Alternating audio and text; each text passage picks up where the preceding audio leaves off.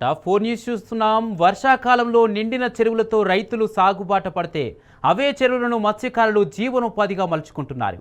మత్స్యకారుల ఉపాధిని ప్రోత్సహించేందుకు గత బీఆర్ఎస్ ప్రభుత్వం ఉచిత చేప పిల్లల పంపిణీ పథకానికి శ్రీకారం చుట్టింది. మత్స్యకారుల లబ్ధి కోసం 100% సబ్సిడీతో 2016లో ఉచిత చేప పిల్లల పంపిణీని బీఆర్ఎస్ ప్రభుత్వం చేపట్టింది. ఈ ఏడాది పథకంపై నీళ్లు కమ్ముకున్నాయి.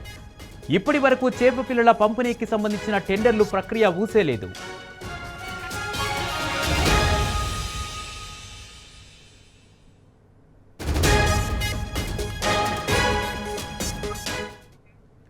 గతేడాది చెరువుల్లో వదిలిన చేప పిల్లల వల్ల ఎలాంటి ఉపయోగం లేకుండా పోయిందని ఆ వర్గాలు మండిపడుతున్నాయి. రాష్ట్ర ప్రభుత్వానికి మత్స్యకారుల సంక్షేమంపై చిత్తశుద్ధి లేదని తీవ్ర ఆగ్రహం వ్యక్తం చేస్తున్నారు.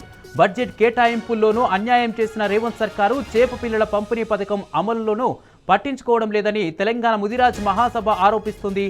బీఆర్ఎస్ ప్రభుత్వం చెరువులు కుంటలను నిండు కుండలుగా నింపిందని తెలంగాణ ముదిరాజ్ మహాసభ నాయకులు గుర్తు చేశారు.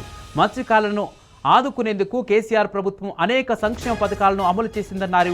అందాల పోటీలకు కోట్ల రూపాయలు కేటాయించిన సర్కారు మత్స్యకారుల సంక్షేమాన్ని ఎందుకు పట్టించుకోవడం లేదని ముదిరాజులు గంగపుత్రులు ప్రశ్నిస్తున్నారు. మత్స్యకారులను ప్రభుత్వం పట్టించుకోకుంటే ప్రభుత్వంపై తిరుగుబాటు తప్పదని హెచ్చరిస్తున్నారు. ఇదే అంశానికి సంబంధించి పూర్తి అప్డేట్స్ మా ప్రతినిధి ఉదయ్ అందిస్తారు. ఉదయ్, వర్షాకాలంలో నిండిన చెరువులతో రైతులు సాగుబాటు పడితే అవే చెరువులను మత్స్యకారులు జీవనోపాధిగా మలుచుకుంటున్నారు. ఏడాది పథకంపై నీళ్లు కమ్ముకున్నాయి. ప్రభుత్వం నుంచి ఎలాంటి నిధులు కేటాయించలేదు, ఎలాంటి స్పందన లేదు. దీనికి సంబంధించి మత్స్యకారులు ఏమంటున్నారు?